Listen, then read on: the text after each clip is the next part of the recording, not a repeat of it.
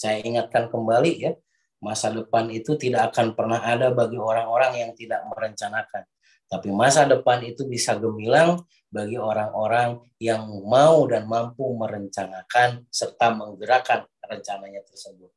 Oke, berbicara rencana itu adalah sebuah gagasan. Gagasan yang kita tanyakan kepada uswah kita, kepada pendahulu kita yang kita percayai, ya, yang kita bisa bawa ngobrol ataupun kita bawa diskusi dan kita meyakini bahwa dia akan memberikan solusi, ya. Nah, setelah itu berarti kan ada advice, ya, ada petunjuk, arahan yang harus kita lakukan. Nah, itu rencana. Berarti gagasan kita yang dibicarakan, kemudian ada arahan, kemudian setelah itu kita lakukan. Nah, hal yang demikian itulah Anda yang harus kita lakukan bersama adalah bagaimana rekan-rekan sekalian mempunyai gagasan, ya. Untuk apa Anda mempunyai gagasan? Maka diawali bahwa rekan-rekan sekalian itu harus mempunyai target atau impian. Apa yang Anda mau raih secepatnya. Dalam rangka tadi kita mencapai bahagia, ya. Bisa menyetabilkan situasi dan kondisi. Jadi saya tekankan sekali lagi kepada rekan-rekan sekalian di pertemuan sekarang ini adalah rekan-rekan sekalian silakan kriteriakan 5 target Anda. Apa yang menjadi 5 target Anda dalam rangka Anda mengamankan. 1, mengamankan penghasilan. Yang kedua, mengamankan juga postur Anda. Yang ketiga, mengamankan harga diri Anda. Nah, jadi di sanalah Anda itu 3 hal itu berarti kan. Jadi postur Anda, kebutuhan Anda, dan harga diri Anda itu harus dikedepankan dalam menentukan Anda itu pilihan dari impian rekan-rekan sekalian. Setelah itu baru rekan-rekan sekalian rencanakan dengan cara tanyakan kepada orang yang menjadi uswah Anda, ya rekan-rekan sekalian.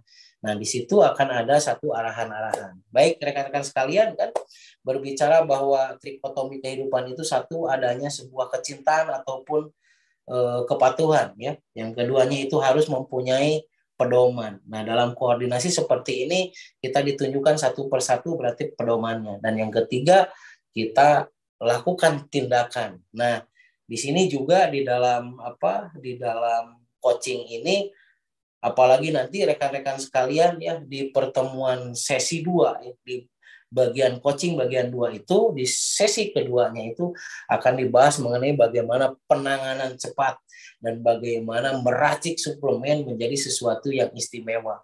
Nah, itu nanti di minggu depan. Yang harus Anda lakukan adalah tetapkan dulu impian Anda, kemudian segera konsultasikan kepada orang yang kepada uswah Anda. Nah, setelah itu rekan-rekan sekalian harus panceg. Naon panceg? 1, pamorkeun keyakinan. Jadi pamorkeun keyakinan itu berarti sama dengan yang disebut panceg. Apa yang disebut panceg? 1 berarti pamorkeun keyakinan.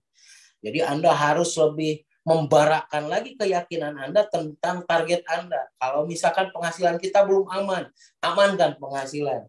Kalau misalkan kendaraan kita belum aman, amankan kendaraan Anda. Kalau rumah belum aman, amankan rumah Anda.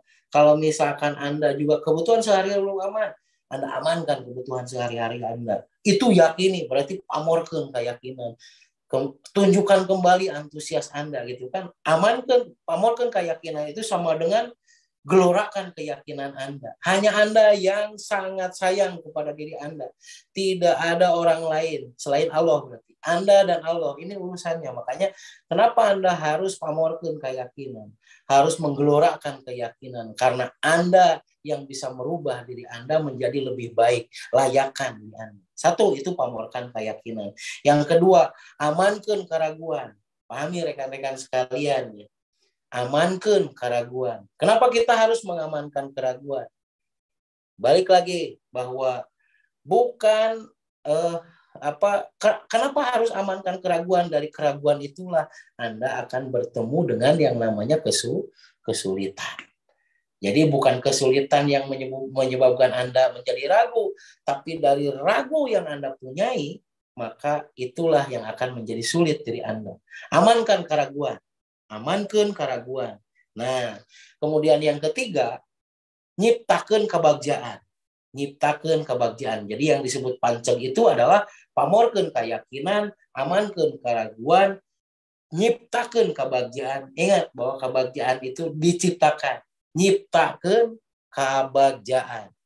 Sama dengan tadi, proses kebahagiaan itu, proses kebahagiaan itu bagaikan kita menyapu di rumah.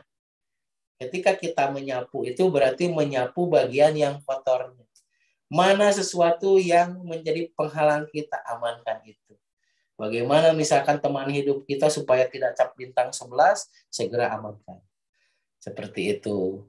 Bagaimana misalkan anak Anda itu sering tidak aman segera amankan. Berarti kan gitu. Dari hasil aplikasi Anda. Nah, nyiptakan kebahagiaan yang cegnya itu adalah cegah kagorengan. Oke, cegah kagorengan. Yang disebut cegah kagorengan itu sama dengan Anda menjadi wakana busro, ya, membawa kabar gembira bagi siapapun dan kapanpun. Nah, hindari debat rekan-rekan sekalian, ya, karena tidak ada perdebatan yang bisa menyelesaikan permasalahan.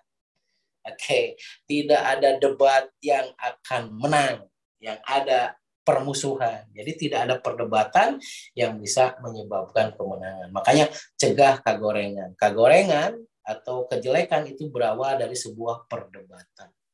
Ya, sekiranya itu tidak penting, nggak usah lagi rekan-rekan sekalian.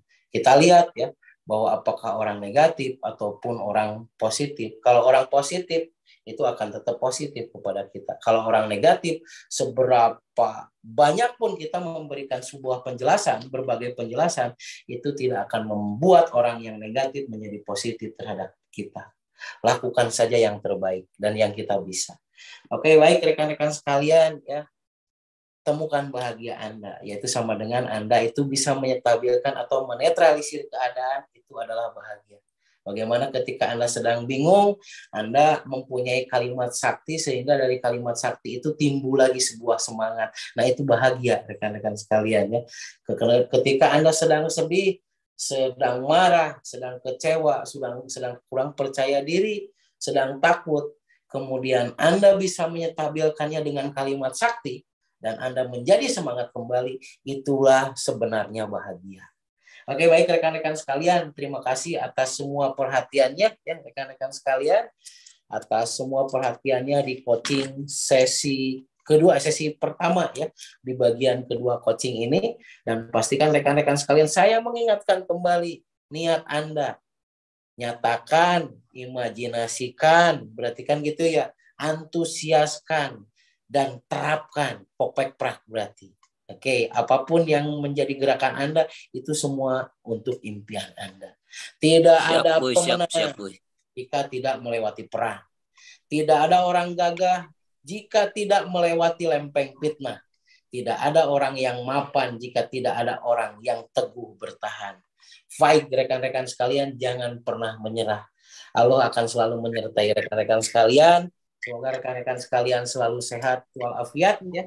Jangan lupa rekan-rekan sekalian bahwa ilmu itu selalu menyediakan ruang. Dan tugas kita berarti totalitas dengan waktu kita. Ruang kita ini ruang coaching. Coaching ini, tujuan dari coaching ini adalah cerdas dalam mengelola diri, sanggup untuk memajukan hidup. Ingat bahwa coaching ini tujuannya adalah cerdas dalam mengelola diri dan sanggup untuk memajukan hidup. Nah, ini moto di coaching yang kedua, rekan-rekan sekalian, ya. Pastikan rekan-rekan sekalian selalu ada di coaching, dan coaching ini adalah ruang. Tugas kita adalah menyediakan waktu. Maka ruang dan waktu, disitulah tempat dimensi bereaksi. Terima kasih. Billahi taufiq wal hidayah. Wassalamualaikum warahmatullahi wabarakatuh.